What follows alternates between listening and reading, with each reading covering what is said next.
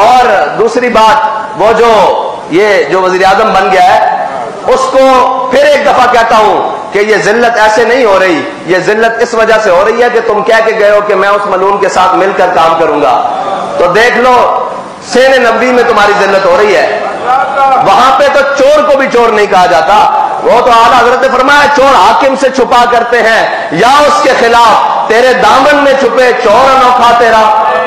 وہاں تو چوروں کو پناہ ملتی ہے، گناہگاروں کو، کیونکہ میرے آقا نے فرمایا شفاعتی لأہل الکبائر، میری شفاعت تو ہے ہی بڑے گناہ والوں کے لیے ہے، بڑے گناہگاروں کے لیے ہے، بڑے غداروں کے لیے نہیں ہے۔ تو گناہگار بن کر جاؤ نا، غداری تو نہ کرو حضور کے ساتھ، اگر غداری کرو گے تو پھر تم کیا، تمہاری حیثیت کیا؟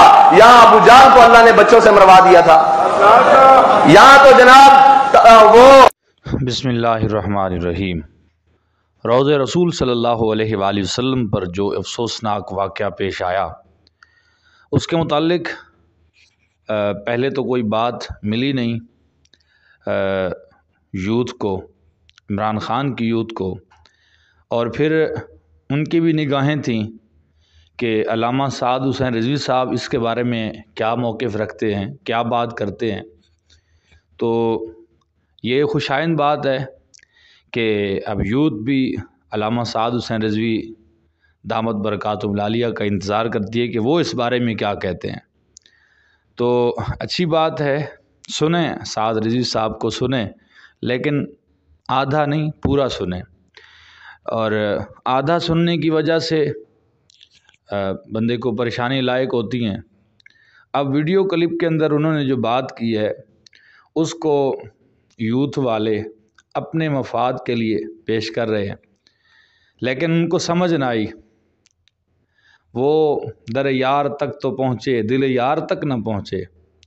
انہوں نے جو ویڈیو کو رنگ دیا کہ دیکھیں جی سعد رضوی صاحب کہہ رہے ہیں کہ چوروں کو اس بارگاہ میں بھی چور کہا گیا ہاں جہاں ہر کسی کو پناہ ملتی ہے، تو یہ ذلت اور رسوائی ان کا مقدر تھی۔ تو بالکل بات ایسے ہی ہے، لیکن جو انہوں نے اگلی بات کی اس کو بھی تو سنو نا، اور یہ میں بیان چلا رہا ہوں، اس کو سماعت کیجیے۔ اپنے اقتدار کی خاطر تو پورے پاکستان میں شور ڈالا، ساری باتیں بتائیں، لیکن حضور کا ادب نہیں بتایا، اس لیے وہ بے ادب بن کر وہاں پھر رہے ہیں حضور کے دربار میں۔ اگر حضور کے شہر کا حیا نہ ہونا تو ان کو 100 جوتے لگائے جائے وہاں پر کہ تم حضور کی بارگاہ میں یہ باتیں کرتے ہو۔ جنہوں نے باتیں کی وہ بھی بدبخت۔ امام حسین کا بدلہ لینے والا مختار سقفی تھا، جب بدلہ مکمل ہو گیا نا تو اس نے بھی لعنت اپنے گلے لے لی۔ یہ کام بدبختی کرنے والے کون منسلک ہوئے؟ وہ بھی ایک بدبخت کے پیروکار منسلک ہوئے۔ تو آپ نے بیان سنا، معلوم یہ ہوا کہ اس وقت اگر کسی کو ضرورت ہے تو وہ تحریک لبیک کی ضرورت ہے، جو حق کو بیان کرتی ہے، اور اس بیان سے جو یوتھ والے چلا رہے ہیں، عمران خان کے اپنے حامی چلا رہے ہیں، تو ان کے منہ کے اوپر تو جھوٹ کا ایک طوق پڑ گیا، ان کے گلے میں تو ایک دھوکہ دہی کا طوق پڑ گیا کہ جنہوں نے 4 دن پہلے کہا تھا کہ جی لبیک والوں نے ان کے ساتھ وہ سیٹ ایڈجسٹمنٹ کر دی ہے۔ دیکھا ہمارے قائد محترم نے کس طرح انداز میں بات کی، تو اس سے وہ لوگ اپنی پوسٹیں ڈیلیٹ کریں اور توبہ کریں اور لکھیں کہ جی سیٹ ایڈجسٹمنٹ والی بات ہم سے غلطی سے کروائی گئی تھی، ہوئی نہیں تھی سیٹ ایڈجسٹمنٹ۔ مجھے بتاؤ کیا جن سے سیٹ ایڈجسٹمنٹ ہوتی ہے کیا ان کے ساتھ اس لہجے میں بات ہوتی ہے؟ اس طرح ببانگ دہل دبنگ انداز سے انہوں نے اس طرح واقعے کو جو بیان کیا، تو کیا کسی کے ساتھ سیٹ ایڈجسٹمنٹ کر کے ایسی بات ہو سکتی ہے؟ بالکل نہیں ہو سکتی۔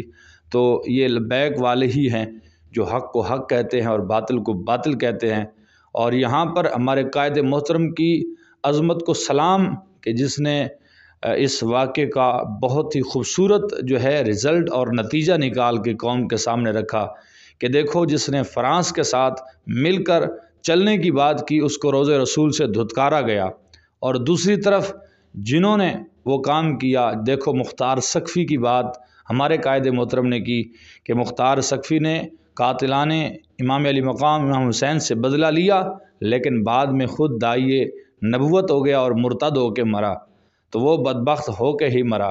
تو جنہوں نے چور چور کہا، ایک تو انہوں نے اس کا بدلہ لیا کہ فرانس کے سفیر کے بارے میں اس نے کہا کہ میں اس کے ساتھ مل کے بات کروں گا، اور دوسری طرف اس کو ذلت اور رسوائی اس وجہ سے ان لوگوں کو ملی کہ انہیں روض رسول صلی اللہ علیہ وسلم کا ادب نہ کیا۔